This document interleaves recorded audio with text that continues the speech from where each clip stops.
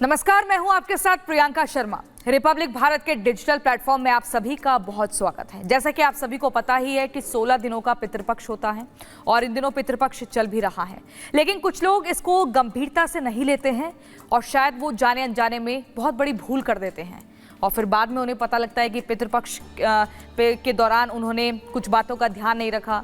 किसी को पितृदोष भी लग जाता है और वो पितृदोष से इसी समय के दौरान अगर पूजा पाठ कर ली जाए या नियमों का पालन कर लिया जाए तो काफ़ी उन्हें एक बदलाव हो सकता है, बेनिफिट मिल सकता है। इसी पर हम चर्चा करेंगे और आपको बताएंगे आपको क्या करना चाहिए, क्या नहीं करना चाहिए, किन बातों का ख्याल रखना चाहिए और पितृपक्ष के दिनों को कितनी गंभीरता से लेना चाहिए। हमारे साथ हैं आचार्य राज मिश्रा जी, आपका बहुत बहुत स्वागत है। राज मिश्रा जी, बताइए कि पितृपक्ष की महत्ता क्या है, इंपॉर्टेंस क्या है, इसको गंभीरता से लेने की जरूरत क्यों है? आप एक बात देखिए प्रियंका जी, आप कुछ दिनों से पहले एक नियम था जब हमारे धर्म में हर चीज का पालन किया जाता था, सनातनी है ना, तुलसी के नीचे दिया जलाते थे, सुबह उठ करके रात्रि को उठ करके पितरों का तर्पण किया जाता था, पितरों का पूजन किया जाता था, देवताओं का पूजन किया जाता था, ये सब नियम था। महीने में जनरली आदमी एक बार तो घर में हवन कर ही लेता था, है नहीं? अच्छा, अब वो सब कुछ धीरे धीरे बंद हो गया, हम मॉडर्न होते गए, है ना, हमको पश्चिमी सभ्यता बड़ी मजेदार लगने लगी। अब हमको क्या अच्छा लगने लगा कि हम बाल थोड़ा खले कर लें, पैंट वैंट थोड़ा फाड़ लें, है ना, वैसा टाइप का थोड़ा डिफरेंट हो गया। अब आप देखिए कितना चेंजेस आया है। आपने पहले के समय को उठा करके देखा होगा, आपके यहाँ खैर सनातन में डिवोर्स शब्द का कोई मतलब ही नहीं था, अंग्रेजों से हमें मिला ये शब्द, तलाक हमें मुस्लिमों से मिला इन शब्दों का, यानी विवाह विच्छेद जैसी परिस्थिति कहीं कोई थी ही नहीं। घर के अंदर डिप्रेशन, आज देखिए अगर साइकाइट्रिस्ट की फीस देखिए तो कितना बढ़ती चली जा रही है, कितना बढ़ गई है। पहले साइकाइट्रिस्ट का कार्य ही नहीं चला करता था, जरूरत ही नहीं हुआ करती।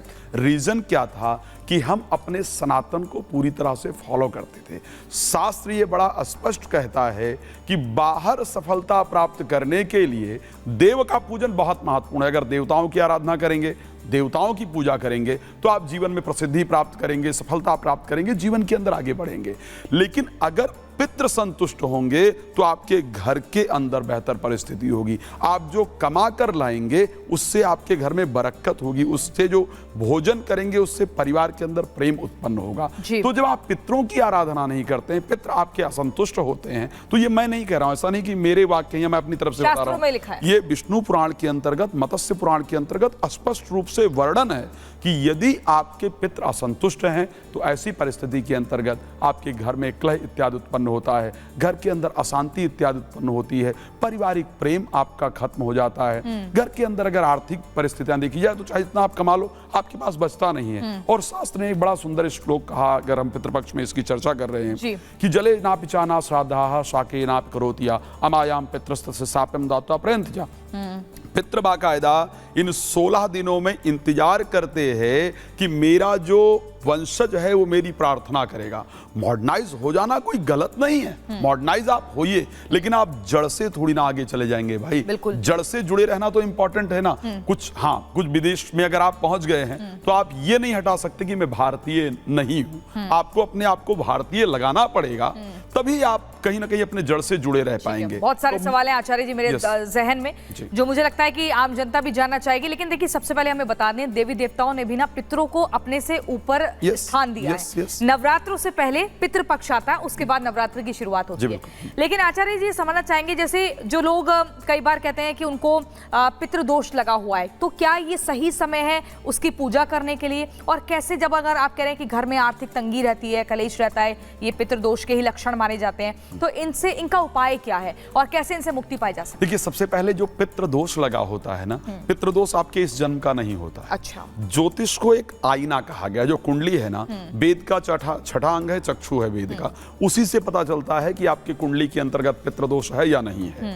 अब पितृदोष का तात्पर्य क्या हुआ? जो भी आप बोते हैं इस संसार में ना, वो आपको काटना ही पड़ता है। यदि आपने बबूल के पेड़ बोए हैं तो आप आम की उम्मीद नहीं कर सकते हैं। इट मीन्स कि पूर्व जन्म के अंदर आपने अपने माता पिता का अपमान किया है, माता पिता का सम्मान नहीं किया है, तो उस दोष को इंडिकेट करके परमात्मा ने आपको इस जन्म में भेजा है। तो आपकी कुंडली दिखा रही है कि आपके जीवन में पितृदोष है। ठीक है। सबसे पहले तो आपको अपने मदर फादर की बहुत रिस्पेक्ट करनी चाहिए, उनकी सेवा करनी चाहिए, ताकि जो पूर्वकृत पाप कर्म है वो नष्ट हो और पितृदोष से उसी से आपको रिलीफ मिल जाएगा। ठीक है। दूसरा पितृपक्ष के अंतर्गत तरीका है कि आप देव तर्पण, ऋषि तर्पण, यम तर्पण, पितृ तर्पण इत्यादि करके, पिंडदान इत्यादि करके अपने जो भी पूर्व जन्म कृत पाप कर्म है वो पूर्वज जहां भी हैं उनके प्रति अपना श्रद्धा सुमन अर्पण करके और पितृदोष की निवृत्ति कर सकते हैं। अब बहुत सारे लोगों के मन में एक और प्रश्न प्रियंका जी उत्पन्न होता है कि श्राद्ध में क्या ब्राह्मण को खाना खिलाया जाए या बहुत कुछ दान किया जाए या तर्पण किया जाए, तो यही क्या पितृदोष? नहीं, शास्त्र ने दो शब्द बड़ा स्पष्ट कहा है और विष्णु पुराण कहता है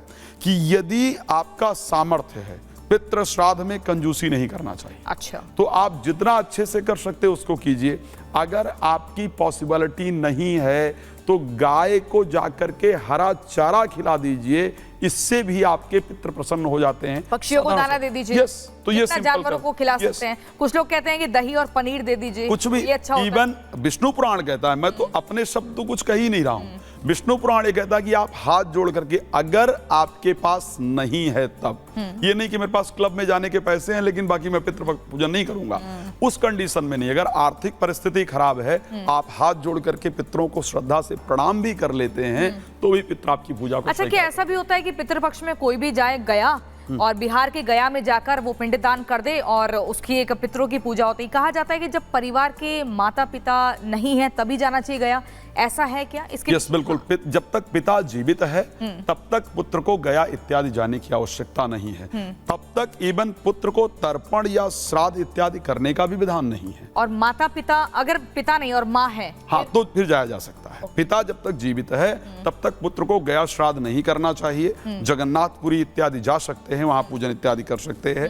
गया श्राद्ध तब तक। और विदेश में जो लोग रह रहे हैं वो, उनको लगता है कि हम भारत के चलन से कैसे चलें, लेकिन विदेश में जो भारतीय रह रहे हैं उनके लिए भी तो पितृपक्ष शुरू हो चुका है। मैंने तो भी तो मानना है ना, आपने शुरुआत में बोला भी था। बिल्कुल। और मैं एक बात और आपको बता दूं, आज मैंने कुछ लोगों से विदेश में बात किया तो उन्होंने मुझसे प्रश्न किया कि हम रोज पितरों को जल देते हैं। मुझे सुनकर हैरानी हुई कि हमारे भारत में रह रहे लोग शायद सनातन धर्म से कटते जा रहे हैं। मैं ऑस्ट्रेलिया में रहा हूं, मैंने वहां रह करके देखा है, लोग अपने बच्चों को शास्त्रीय संगीत सिखाते हैं, लोग भारतीय कल्चर के अध्ययन के लिए विदेशों में तैयार रहते हैं, तो विदेश के लोग अधिक फॉलो करते हैं। वहां कैसे कर सकते हैं? वहां तो गाय को रोटी देना या जानवर को आपको जरूरत नहीं है। आप जरूरत नहीं, अगर नहीं मिल पाएगा, गाय को रोटी नहीं देना है, खैर वहां पंडित होते हैं, हाँ होते हैं और तर्पण कराने आते भी हैं। लेकिन अगर आपको कोई नहीं मिल रहा, मैंने कहा एक बहुत सिंपल, हाथ जोड़ करके पितरों को प्रणाम कर लीजिए, 108 बार गायत्री जप कर लीजिए, इतना भी आपके पितृ स्वीकार करके विष्णु पुराण कहता है कि पितृ बाकायदा आशीर्वाद दे करके फिर आपको जाते हैं। तो गायत्री मंत्र मुख्य तौर पर यस कर लिया जाए, उसका जाप करना चाहिए। बिल्कुल। आचार्य राज मिश्रा जी, बहुत बहुत शुक्रिया आपका, बहुत ही कीमती समय आपने दिया और हमारे दर्शकों को महत्वपूर्ण जानकारी दी कि पितृपक्ष में क्या करना चाहिए, क्या नहीं करना चाहिए, लेकिन इसको गंभीरता से जरूर लेना चाहिए और अपने पितरों को याद करना चाहिए।